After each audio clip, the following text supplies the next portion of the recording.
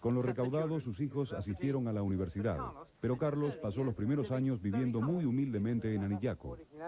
La casa original fue hecha de barro, como dice, de adobe, y de techo de paja, de pupú. Muy humilde fue. Muy humilde, sí.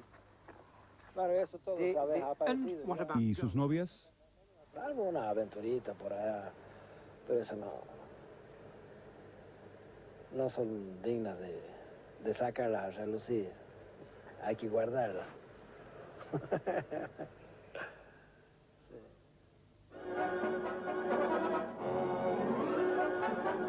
Yesterday in Buenos Aires, as the crowds pack in to see the inauguration of General Juan Domingo Perón as president of Argentina. Menem era un adolescente cuando Perón llegó al poder, y al igual que muchos argentinos, cayó bajo el hechizo del general. Perón y su bella esposa Evita llegaron a la fama en Argentina, prometiendo un mejor trato para los pobres. Pero intentar definir el peronismo es como intentar comer gelatina con un tenedor. Es casi imposible. Las ideas se tomaron prestadas tanto de derecha como de izquierda, pero el mensaje global era una Argentina fuerte con un líder fuerte, estatismo, desafío al imperialismo extranjero y dinero para los pobres.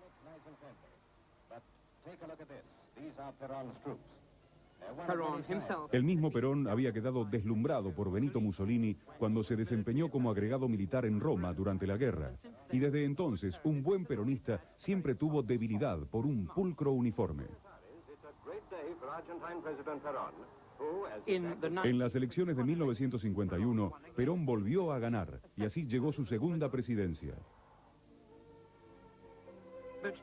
Pero cuando Evita, aún siendo muy joven, falleció de cáncer en 1952, Perón pareció quedar descorazonado. 3 años más tarde fue derrocado.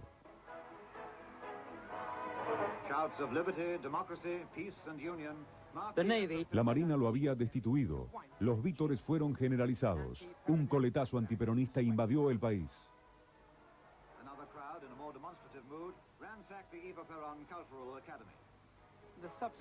La represión posterior al derrocamiento confirmó a Menem como peronista. Casi 40 años más tarde le pregunté al presidente qué fue lo que lo atrajo primero al peronismo. Fue este periodo el que quedó arraigado en su memoria. Las tremendas injusticias, las persecuciones, las torturas, inclusive los fusilamientos, los bombardeos que se llevaron a cabo en la República Argentina en 1955. Menem pronto quedó en situación favorable, con el líder entrado en años, ahora en exilio en Europa, hasta que finalmente participó en el triunfal regreso de Perón a su país. Iniciamos también una tarea muy dura, muy ardua, para que pueda retornar a la República Argentina. Lo conseguimos después de 18 años. Volvió en 1972, yo lo acompañé en el viaje de retorno desde Italia a nuestro país. Triunfamos en las elecciones de 1973, nuevamente proscripto con el golpe de 1976. Yo tuve que soportar prácticamente 5 años de cárcel, persecuciones, torturas. Magdalena, una custodiada prisión, fue su universidad postgraduación, donde se originaron y templaron sus ambiciones políticas. Llegó a visitarme mi hermano en la cárcel, en el penal militar de Magdalena. Me preguntó cómo estaba, cómo me encontraba, y yo le dije que estaba bien. Me dice, pero ¿cómo vas a estar bien? Me respondió, si estás preso. Estoy bien porque tengo la seguridad de que aquí, a donde estoy yo, van a venir mis carceleros. Yo voy a salir de aquí, voy a volver a ser gobernador de mi provincia y voy a acceder a la presidencia de la Nación. 1978. Pero en un país con mayoría católica, por ley, ningún musulmán puede llegar a ser presidente. De modo que cuando su devoto padre musulmán falleció, Menem se bautizó en la fe católica. Cuando ganó la gobernación, agradeció como un buen cristiano, y como gobernador dedicó dinero como agua a su sedienta provincia.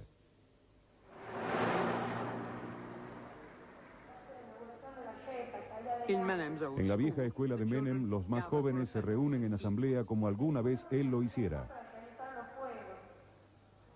El personal recuerda los cambios que introdujo. Heidi Poole explica cómo Menem ganó popularidad dando a todos un trabajo en la creciente nómina de pagos provincial. Y prácticamente se duplicó. Hoy en día tenemos aproximadamente, o se calcula, más de 30.000 empleados públicos. ¿Y antes había? Y antes había aproximadamente 15.000 empleados públicos. ¿Y hay trabajo para tanto empleado? No, en una época se ironizaba inclusive porque no había ni siquiera una silla o un escritorio para la cantidad de empleados públicos necesarios.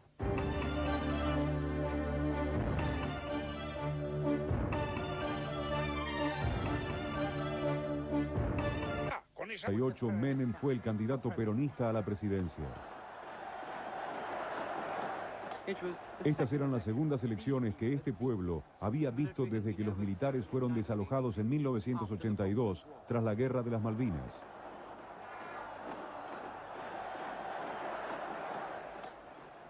Carlos Menem tenía un mensaje populista, anti-yanqui, anti-británico, que prometía exprimir a los ricos hasta que les saltaran las semillas.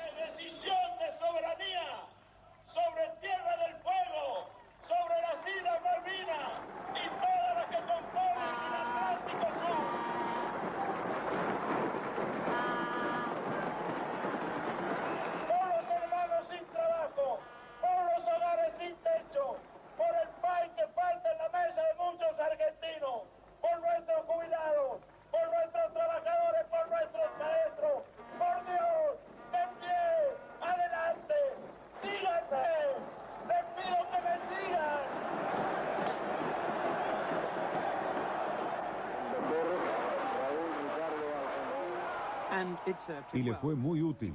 Ganó la presidencia.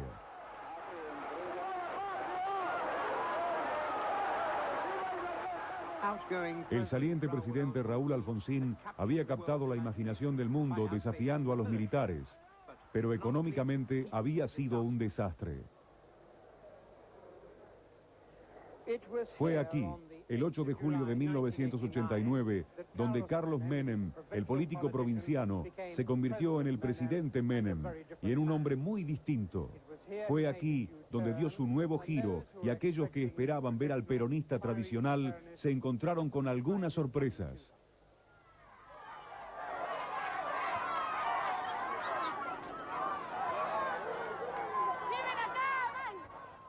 Menem heredó un país enloquecido por la inflación. La gente causaba disturbios y saqueaba tiendas solo para comer. A medida que los precios aumentaban un 26.000% anual, Argentina se estaba desintegrando. Para sobrevivir en el poder, Menem debía actuar con mucha dureza y rapidez, aunque implicara dejar de lado las fórmulas políticas de Perón.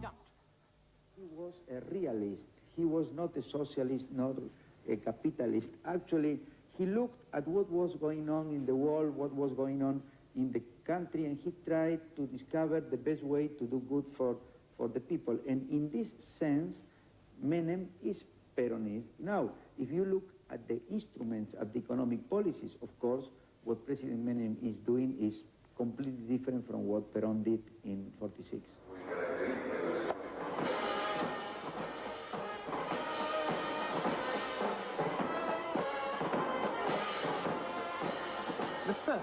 Las primeras de las vacas sagradas que había que sacrificar eran las amadas pero desfallecientes industrias nacionalizadas de Perón. Los alocados subsidios a símbolos de grandeza nacional, como la aerolínea, alimentaban la hiperinflación. Los peronistas habían luchado a brazo partido contra la venta de aerolíneas. Pero fue la primera, de la cual el mismo Menem se desprendiera y que los extranjeros reclutaran para Iberia, la aerolínea española. Habíamos dicho que había que reformar el Estado, el proceso de privatizaciones de empresas que no tan solo eran ineficientes en cuanto a los servicios que prestaban, sino totalmente deficitarias desde el punto de vista financiero, porque eran los cotos de caza de los gobernantes de turno para que en base a maniobras escandalosas se enriquezcan los proveedores y contratistas del Estado junto con los funcionarios de turno. El personal de aerolíneas, comprensiblemente, no lo considera del mismo modo. Para ellos es un ejercicio criminal vender la platería familiar.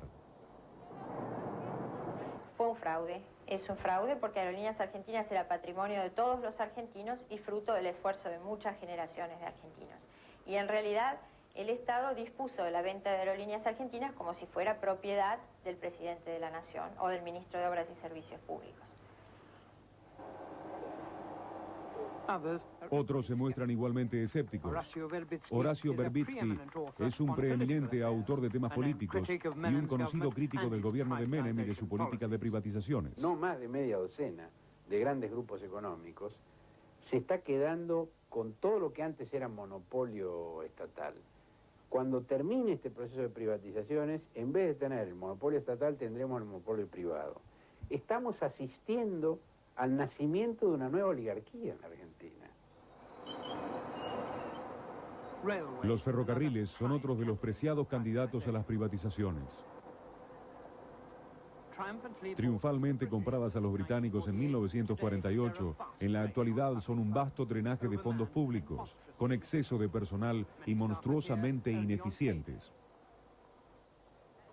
Muchos de los empleados aparecen solo el día de pago, sin guardas durante el día, pero ahora están llegando duros empresarios. Railroad San Martín, that was built by the British 60 or 70 years ago, we have the best offer there.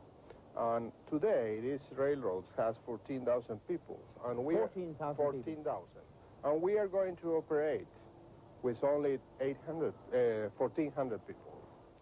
So it's 10% of the workforce. What is going to happen to the 90% who you will not be employing? Well, we don't take them in. The government has to give them, I don't know, maybe they will hire in some other places.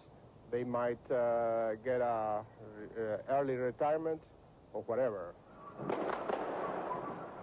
Mayday in 1 de mayo en Buenos Aires.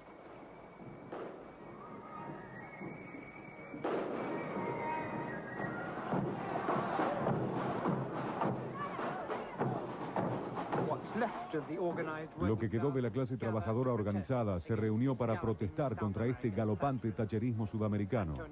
Antonio Reda, un maquinista desempleado y que no es peronista, está enojado por el nuevo giro de Menem. Entonces, no tengo una opinión muy clara, me parece que es un hombre que debe estar confundido o si no, está traicionando sus propios principios, ¿no?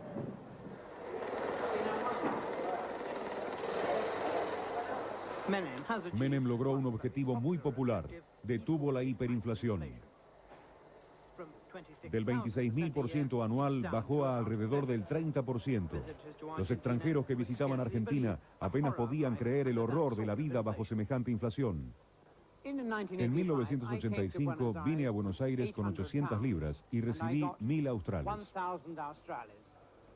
Suficiente para comprarme un boleto de regreso a Londres en primera clase. Hoy, 1.000 australes es esto, y puedo comprar un chocolate.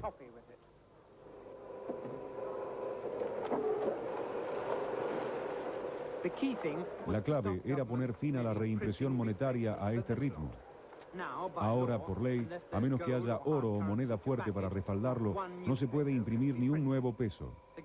El gobierno debe conseguir dinero por otros medios, como por ejemplo mediante los impuestos, los cuales hasta ahora en Latinoamérica han sido básicamente opcionales y no obligatorios. Bajo el nuevo régimen, los inspectores impositivos salen con agentes de policía sobre los evasores de impuestos. La oficial Patricia Méndez cae sorpresivamente en una panadería que evadía el IVA.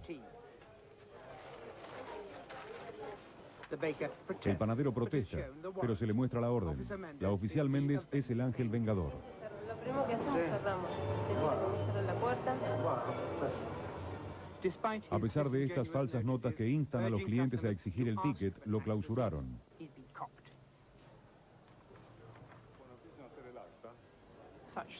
Esta actitud ayudó a duplicar la recaudación impositiva del gobierno el año pasado.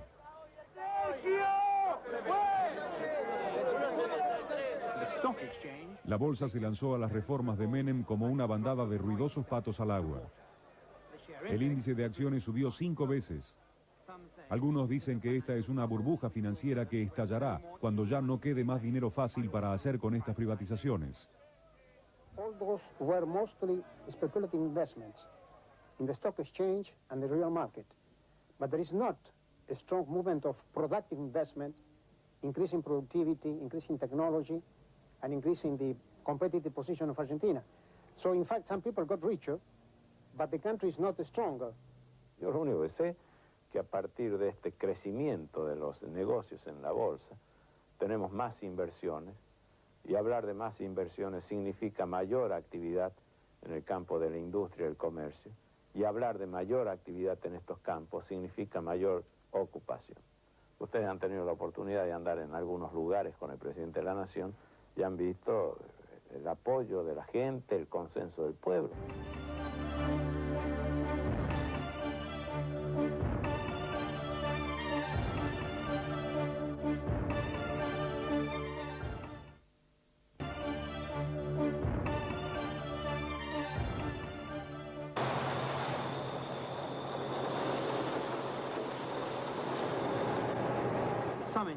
De hecho, a algunos les está yendo muy bien.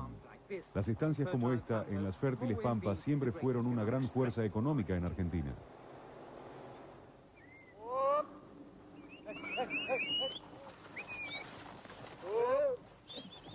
Las 4.800 hectáreas de la estancia La Biznaga de la familia Blaquier producen cultivos, ganado y una clase pudiente formada en el exterior. Los Blaquier construyeron esta mansión en el 1900. Es un tesoro. It's incredible the clothes they're using. Yes. And look here. About time. They're stuck in the mud. No? Santiago Blaquier, al mostrar las fotos familiares, me describía el crecimiento de las estancias y fábricas de la familia a través de los años. En el pasado, los oligarcas como estos hubieran temido a un gobierno peronista, creyendo que los harían pagar impuestos exorbitantes por su riqueza. Pero Menem ha sido benévolo con los ricos y las ganancias subieron. I think that nowadays Peronism or Menemism, no, is closer to what 5 or 10 years ago we called liberalism. Yes. The free market. Free market. That's what we always wanted, free market, because the only way Argentina has to grow is a free market, competition, getting to the level of the other countries in the world. Of the first world. Of the first world.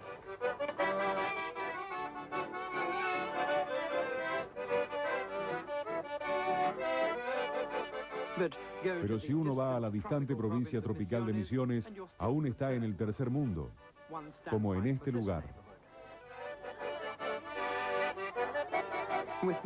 Con el nuevo impulso menemista de recortar los gastos del gobierno, uno de los primeros ítems que se reducen son los servicios sociales. Ellos sintieron la presión. Por ejemplo, el gobierno afirma que el desempleo ya es bajo y sigue disminuyendo. La realidad, al menos en Misiones, es que muchos hacen trabajos improductivos con tecnología medieval.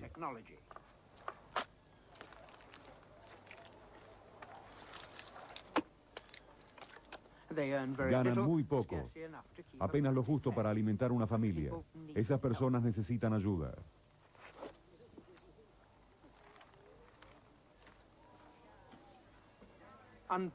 La trabajadora social ad honorem para su barrio, Sue Ali Martinelli, dedica su energía para ayudar a los niños pobres de la zona. Intenta mantener un comedor de beneficencia para 72 niños, pero recibe raciones para solo 50 y muchos no llegan. Los víveres secos para 20 días hábiles, que todavía no llegó la entrega, que falta mañana, si no hace la entrega no hay comida. Trabajó en la campaña presidencial de Menem. Hoy se siente engañada. Sí. No sé por qué realmente lo que prometieron hasta ahora no se hizo realidad, no se cumplió. Hay chicos que van a la escuela descalzo, que no tienen útiles escolares, hay padres que no tienen vivienda, que los techos le gotean, que no hay solución de chapa ni siquiera de cartón.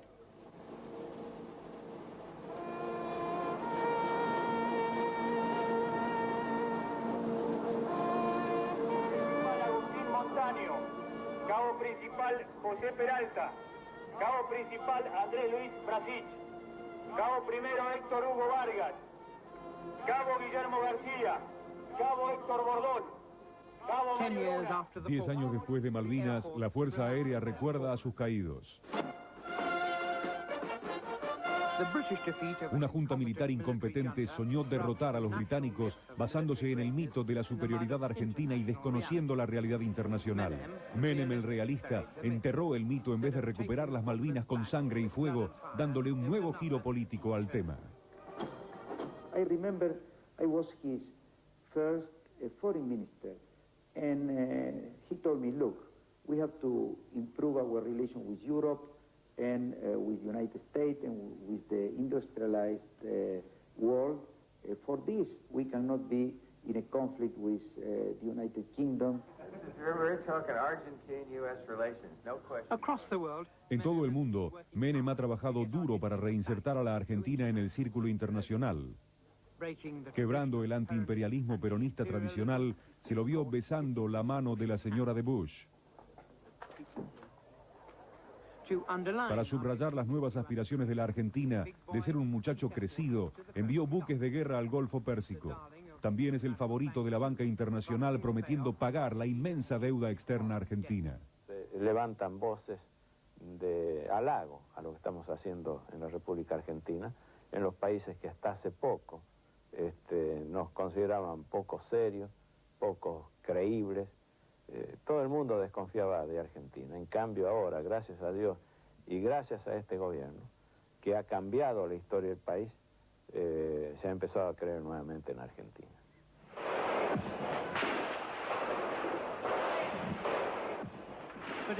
Pero son los militares los que siempre mancillan el buen nombre de la Argentina. Cuando no están en el gobierno, salen a protestar. En tiempos de Menem y con salarios menores, sacaron los tanques a las calles. Para regresar a estos sublevados soldados a los cuarteles, Menem debió llegar a un compromiso, pero el trato que cerraría desilusionó y enojó a muchos argentinos.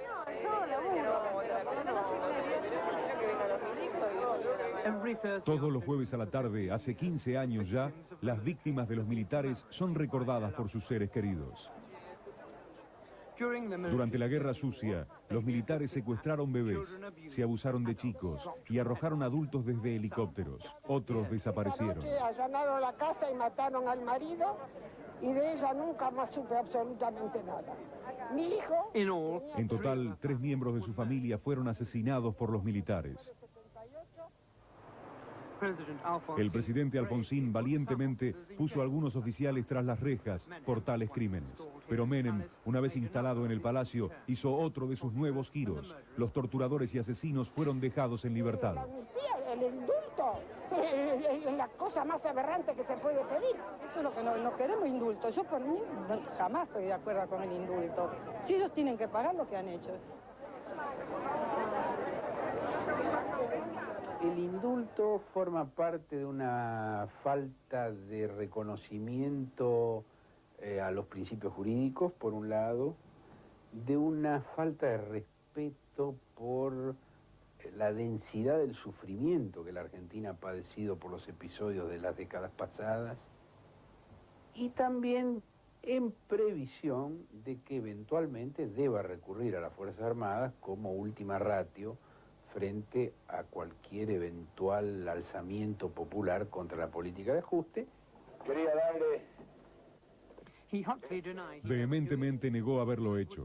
Sabía que sería impopular, pero igual lo hizo. Para mantener al ejército a raya, dijo. Un hito más en esta tarea que nos hemos propuesto de reconciliar a los argentinos.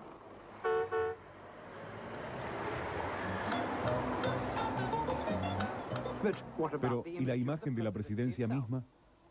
Detrás de la fachada del palacio, la Casa Rosada, las cosas estaban podridas.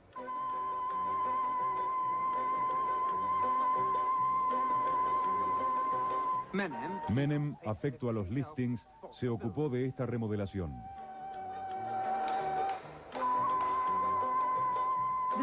Esta casa se erigió a principios de siglo, cuando la Argentina era rica. Menem se aseguró de que la antigua mansión pronto volviera a su pasado de gloria. Este es el despacho del presidente. Me permitieron el ingreso para una visita privada a la oficina restaurada del presidente. El brigadier Antonietti, principal de los militares del palacio, me contó sobre los esfuerzos que se hicieron para que el presidente tuviera la luz correcta. Iluminación especial, fundamentalmente en el rostro. Pero además está en contacto permanente y cercano a la gente, casi al alcance de la mano, ¿no? ¿Te acuerdas de sus características? Sí, cómo no.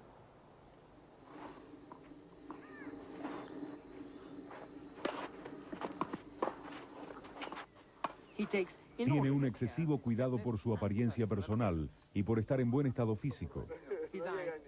Sus ojos resplandecen como lunas crecientes y sus dientes lo cegarían a uno por su brillo. Los espectadores no tienen idea de lo eficaz que es su maquillaje. Mide 1,65 m. Usa plataformas fuera de la cancha.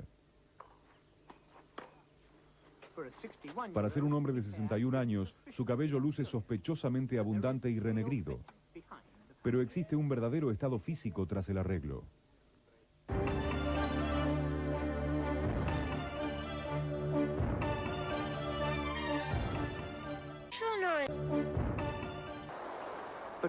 A pesar de todo, una persona incursionó bajo el maquillaje y lo persigue con una venganza, su extraña esposa Zulema.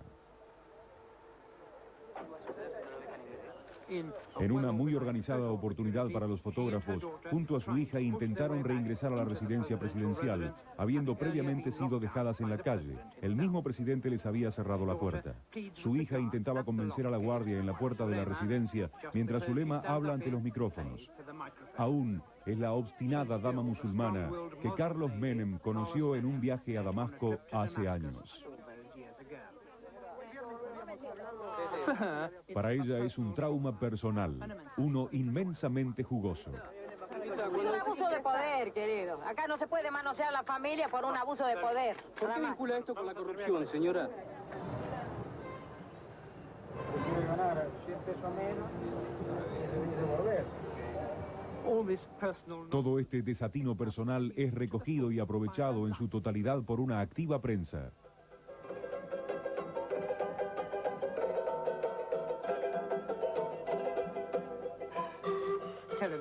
La televisión es buena para los primeros planos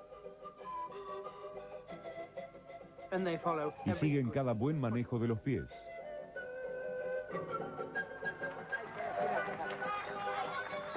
Y los cómicos, como el incomparable Tato Bores, le cuentan cómo el estilista de Menem tiene un cronograma mucho más intenso que cualquier otro ministro del gobierno. Presidente que últimamente tiene más laburo que un ministro para estar.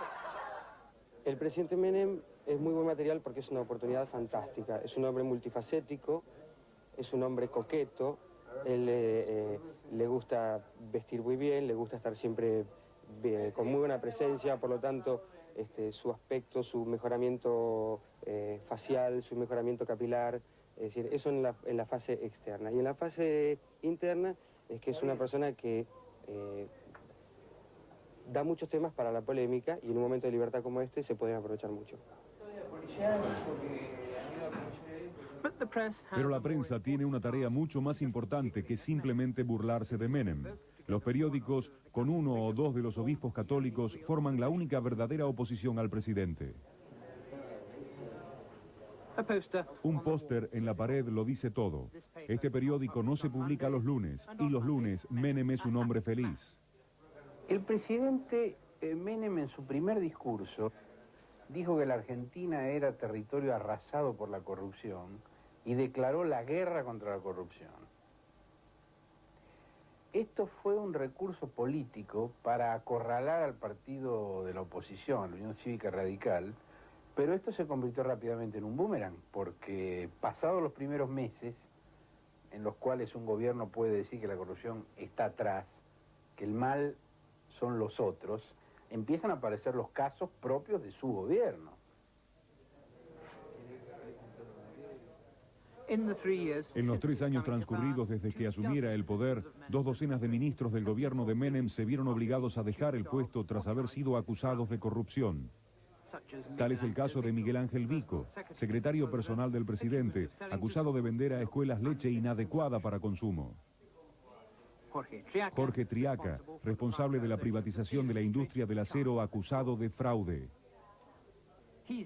Fue reemplazado por María Julia Alzogaray, una íntima de Menem, acusada de una larga lista de delitos, inclusive irregularidades cuando privatizaba teléfonos. Pero de todos los escándalos, el más perjudicial es sobre los propios parientes de Menem, la familia de su esposa, los Yoma. Su cuñada, Amira, retratada aquí en la oficina contigua a la de Menem, era la secretaria de audiencias del presidente.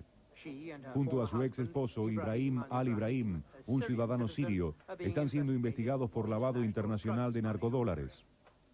Uno de sus asistentes más cercanos, otro ex ministro, Mario Caserta, es requerido por la policía española con acusaciones de narcotráfico. Otro de los acusados es Raúl Granillo Ocampo. Es un viejo miembro del círculo de Menem, desde la época en que era titular de la Corte Suprema de La Rioja. Acompañó al reciente presidente a Buenos Aires, donde se convirtió en el secretario de Asuntos Legales de Menem. Lo enfrenté al hecho de que lo habían acusado de estar involucrado en un sospechoso contrato de construcción. Ese mismo día, una revista lo acusaba de corrupción. Usted está en lo correcto. A mí me han procesado en una oportunidad. Lo han utilizado como un arma en ese momento para evitar que accediera al Ministerio de Justicia, pero de ninguna manera, fíjese que por eso no es recurrible, no es una sentencia, tampoco necesita fundamentos. Lo único que es prima facie decir, lo que se ha acusado tiene un grado de seriedad como para que lo investiguemos. Anteriormente todas estas denuncias existían en sordina, nadie las llevaba a la práctica, generalmente se rechazaba sin investigación y hoy es el propio presidente y detrás del Poder Ejecutivo los que impulsan la investigación de estas denuncias para que se aclaren de una buena vez. Más bien que a usted. El presidente dijo que relacionarlo con la corrupción es un disparate.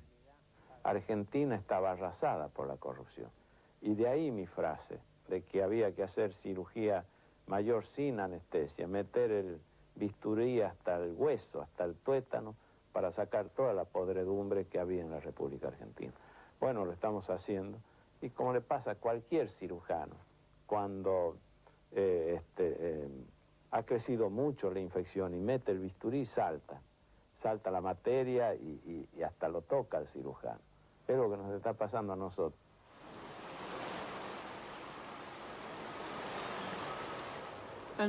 Y hay acusaciones de autoritarismo. Aquí en el Congreso hay preocupación porque las facultades presidenciales de Menem están quedando descontroladas. En las elecciones del año pasado, los peronistas ganaron el control del Congreso, de modo que Menem domina la legislatura. Y como presidente es titular del Ejecutivo. Y también logró controlar el Poder Judicial, seleccionando los escaños de la Corte Suprema. Los problemas de una nación democrática jamás podrán solucionarse por menos democracia, sino con más democracia. Pero a pesar de sus bellas palabras, sus críticos temen que la democracia en realidad se está debilitando y no fortaleciendo, con Menem controlando los 3 órganos de Estado. Estamos viviendo una situación de democracia con partido hegemónico. El Parlamento tiene mayoría en sus 2 cámaras del partido del gobierno. La Corte Suprema de Justicia está integrada ahora por funcionarios adictos al gobierno, con lo cual los 3 poderes del Estado están reunidos en un solo puño. Menem tiene ahora la facultad de decidir legalmente el bien y el mal. El bien y el mal son lo que él dice que son, porque hay un Parlamento que le consiente cualquier cosa y hay una Corte Suprema de Justicia que dice está bien, está bien. El presidente es el vértice del poder y en consecuencia la decisión está fuertemente concentrada y centralizada en una sola persona. Es más rápido, más veloz para tomar decisiones. El Parlamento es una confluencia de gentes que opina distinto, que viene con filosofías políticas distintas, que viene con propuestas distintas. Entonces el logro de la decisión necesita un trabajo de consenso que lo hace mucho más lento.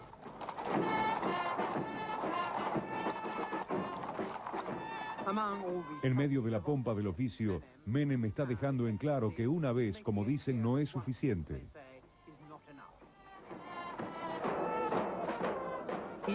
Está convocando el apoyo para una modificación a la Constitución que le daría otra presidencia, luego otra y posiblemente otra.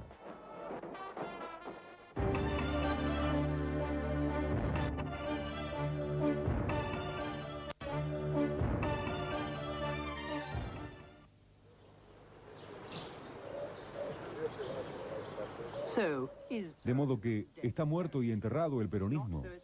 Parecería que no, en términos del autoritarismo que siempre se ha cernido sobre la Argentina. Hablé con Saúl Ubaldini, quien alguna vez fuera un fuerte líder sindical peronista. Ahora en su propio peregrinaje regular a la tumba del general Perón. ¿Qué hubiera pensado el viejo del menemismo? Yo creo que hubiera replanteado todo de una manera tal a que se vuelva a su doctrina, a su pensamiento. Muchos peronistas creen que Menem nunca fue un verdadero peronista, y es un hipócrita. Se puede decir hasta que robó la elección con una promesa que no se cumplió. Yo no diría de robo, es demasiado fuerte. Hablaría de engaño, que es el término justo. Engaño. Engaño. Mientras a 140 kilómetros de Buenos Aires está la estancia La Biznaga. Los Blaquier están de acuerdo con Ubaldini en que el menemismo no es peronismo. I think that the Peronism of Menem, it's quite different to the Peronism of Perón. And yes, I am impressed. If that is a question, yes, I am impressed. It was a pleasant surprise for you, Ignacio. Yes, for me also it was a surprise. A pleasant surprise. Yes. If the elections were held today, we all would vote for Menem. Yes. All three of you would vote for Menem today if there were elections today. Yes.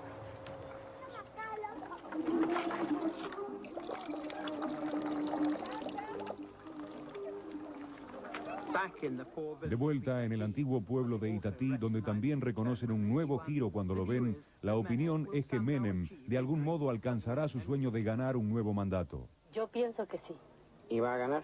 Y yo pienso que va a ganar. Porque a pesar de la falencia que hay, tiene un gran apoyo. Tiene un gran apoyo. A pesar de la falencia, hay un gran apoyo porque por la estabilidad económica que hay, la gente se basa en eso.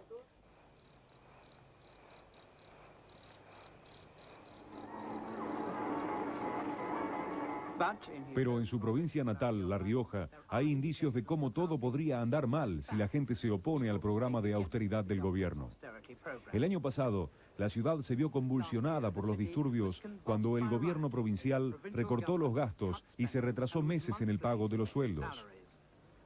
La llama se extendió hasta metros de donde Menem había recibido homenaje durante tantos años. No tiene mucho sentido hablar de... Heidi Poole, maestra de la vieja escuela de Carlos Menem, también padeció los recortes. De vez en cuando. Está convencida de que las cosas volverán a empeorar si no se frenan ciertas reducciones al gasto público.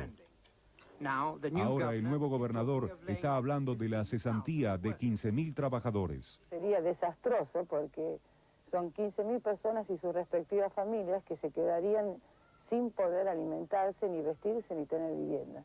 Sería una catástrofe para la provincia. ¿Pero qué pasaría?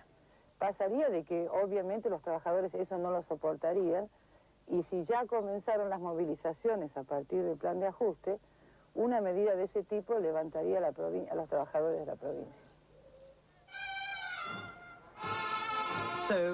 Así que, ¿Argentina puede mantenerse unida mientras el presidente completa su magna tarea de modernización? Está decidido. Estábamos entre los 10 mejores países del mundo. Descendimos al 85 lugar. Pretendo que cuando yo deje de ser presidente en la Argentina, estemos ubicados nuevamente entre los mejores países del mundo.